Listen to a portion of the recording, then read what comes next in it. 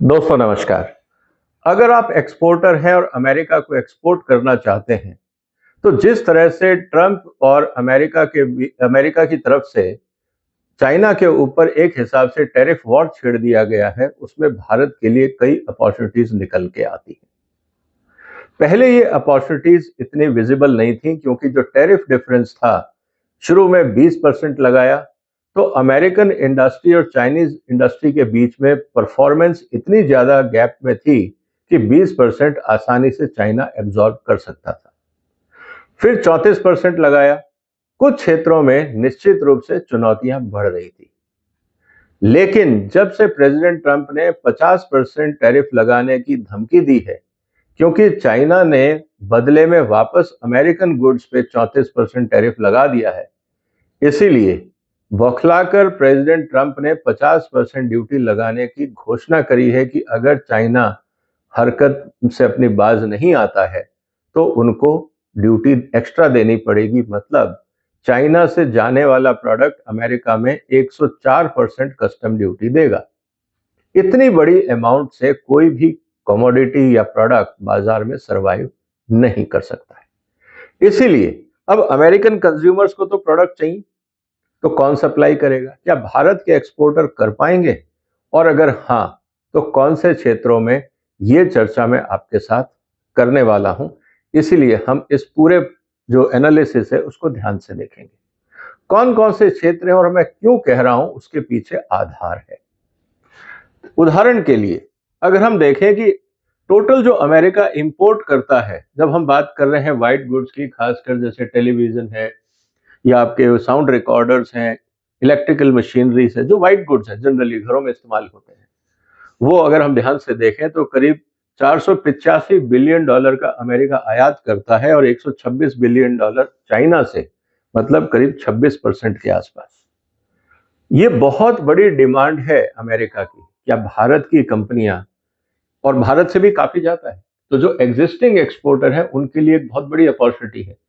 तुरंत अगर वो अपनी क्वालिटी अपग्रेड कर लेते हैं और वेंडर से, वहां के जो बायर्स हैं उनसे बात कर सकते हैं, सुपरमार्केट से बात कर सकते हैं, तो ये जो एक क्षेत्र है, ये भारत के लिए एक बहुत बड़ी अपॉर्चुनिटी बन के निकल सकता है। इसके बाद हम बात करते हैं फर्नीचर्स एंड बेडिंग्स की। करीब जो है वो 43% जो अमेरिका आयात करता है वो चाइना से करता है। ये बहुत बड़ा, एक्चुअली 50% जो मटेरियल है वो अमेरिका का चाइना से आता है। अब ये कौन से प्रोडक्ट है? Furniture, bedding, mattresses, mattress support, cushions वगैरह वगैरह, ये सारी चीजें क्या भारत की कंपनियां चाइना अमेरिका को एक्सपोर्ट कर सकती हैं चाइना के अगेंस्ट? क्योंकि अभी तक तो चाइना से कंपटीशन था, लेकिन अब जो कस्टम ड्यूटी लगी है 50% एडिशनल, अगर वो कल से लागू हो जाती है तो एक बहुत बड़ी अपॉर्चुनिटी इंडियन सप्लायर्स के लिए बन सकती है। तो मुझे लगता है ये एक क्षेत्र है जहां पे भारत की कंपनियां आगे फायदा उठा सकती हैं। आगे हम चलते हैं, जिसमें एक और क्षेत्र है, अगर उसको ध्यान से देखें, अगर भारत की कंपनियां चाहें तो इस समय अमेरिका का 62% जो है, जो प्रोडक्ट है, वो चाइना से आता है। वो कौन से प्रोडक्ट हैं? वो हैं आपके टॉयज, गेम्स, स्पोर्ट्स एटसेट्रा।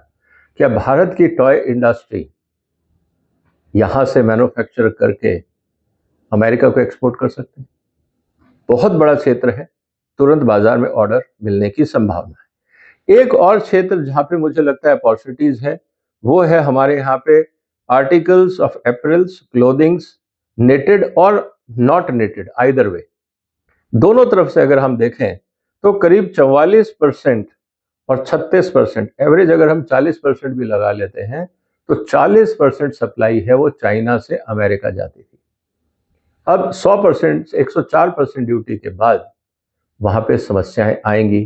क्या भारत की कंपनियां इस मौके का फायदा उठा सकती हैं? ये एक अपॉर्चुनिटी और है। इसके अलावा जो इंपॉर्टेंट चीज है जहां पे हम वास्तव में फायदा उठा सकते हैं, वो ध्यान से देखिए, वो है आपका कटलरी, स्पून, फोक्स एटसेट्रा। छोटी छोटी चीजें, cottage industry, small scale industry, अगर आप मैन्युफैक्चरर्स हैं तो 42% जो इंपोर्ट होता था अमेरिका में वो चाइना से होता था। और ये बाजार छोटा नहीं है, करीब $5 बिलियन के आसपास है। क्या कटलरी बनाने वाले इंडिया से तुरंत अमेरिका के जो बायर हैं उनको अप्रोच करके इसका फ़ायदा उठा सकते हैं? क्या वो तैयार हैं क्वालिटी और डिज़ाइन देने के लिए? मुझे लगता है इसका फ़ायदा उठाना चाहिए। इसके अलावा जो एक और क्षेत्र आता है जहाँ पे अपॉर्चुनिटी है वो है ग्लास एंड ग्लासवेयर्स। क्या हम भारत से ग्लास इंडस्ट्री, ग्लासवेयर्स इंडस्ट्री हम जा सकती है वहाँ पे? ये भी हमें देखना होगा। इसके अलावा पेपर बोर्ड्स एक अपॉर्चुनिटी और है। टोबैको इंडस्ट्रीज जो भारत की हैं, क्या वो इसका फ़ायदा उठा सकती हैं? क्योंकि टोबैको में भी काफ़ी हद तक जो प्रोडक्शन था वो चाइना से आता था, लेकिन टोबैको एक सेंसिटिव प्रोडक्ट है, टैरिफ पॉइंट ऑफ व्यू से नहीं, टेस्ट पॉइंट ऑफ व्यू से। रेसिपी बहुत ज़रूरी है, उस तरह का फॉर्मुलेशन ज़रूरी है।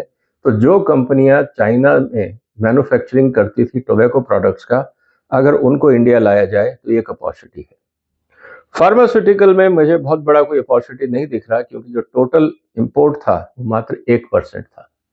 इसको हमें समझना होगा कि भारत को जो अभी चल रहा है फार्मा में, उसको हमें बचा के रखना है। एक और क्षेत्र जिसको हम कह सकते हैं कि भारत में अपॉर्चुनिटी है और कॉटेज इंडस्ट्री उसका फायदा उठा सकती है, वो है हेडगियर। करीब 45% चाइना से अमेरिका सप्लाई होता था।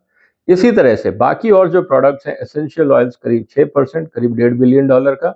प्रिंटेड बुक्स, न्यूज़पेपर, जो प्रिंटिंग इंडस्ट्री थी, आउटसोर्सिंग जो करती थी अमेरिकन कंपनीज, कि अमेरिका से लिटरेचर भेज दिया चाइना, वहां से प्रिंट होकर वापस आता था।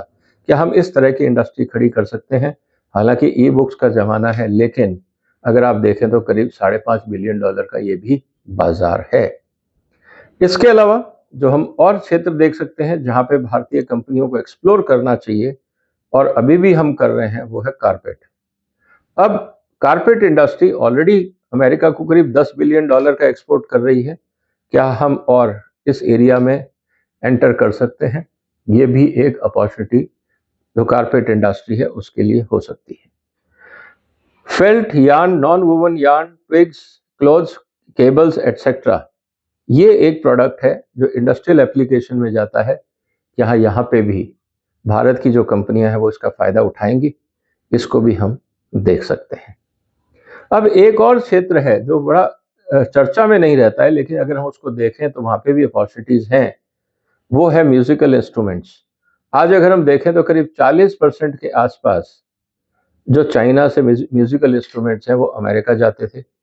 छाते, अम्ब्रेला, अम्ब्रेला वॉकिंग स्टिक्स, ये जो हैंड होल्ड आइटम्स हैं, छोटे मोटे आइटम्स जिनको हम बोलते हैं, करीब 90% जो इंपोर्ट होता था अमेरिका में वो चाइना से होता था।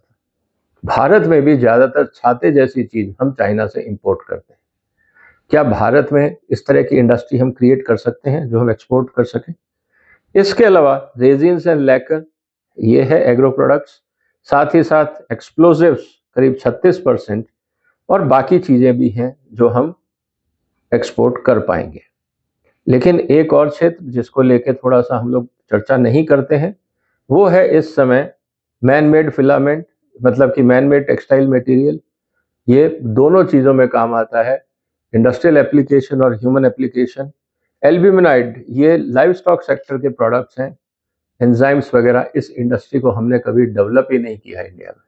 ये एक अपॉर्चुनिटी बन सकती थी अगर हमने ध्यान दिया होता। इसके अलावा और कोई बहुत बड़ा क्षेत्र हमें यहाँ नहीं दिख रहा है। लेकिन प्रोडक्ट ऑफ एनिमल ओरिजिन की काफ़ी डिमांड है, कॉटन की डिमांड है, और फर वगैरह की भी डिमांड है। एक क्षेत्र और जिसमें भारत की तरफ से हम एक्सपोर्ट की बात कर सकते हैं, लेकिन वहाँ पे सिंथेटिक वर्सेस नेचुरल का फर्क आएगा, और वो है सिल्क इंडस्ट्री।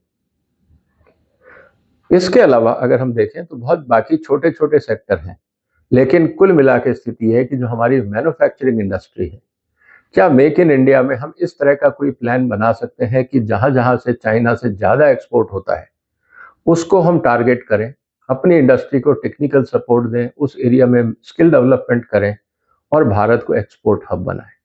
सिर्फ अनाउंसमेंट करने से मेक इन इंडिया से काम नहीं चलेगा।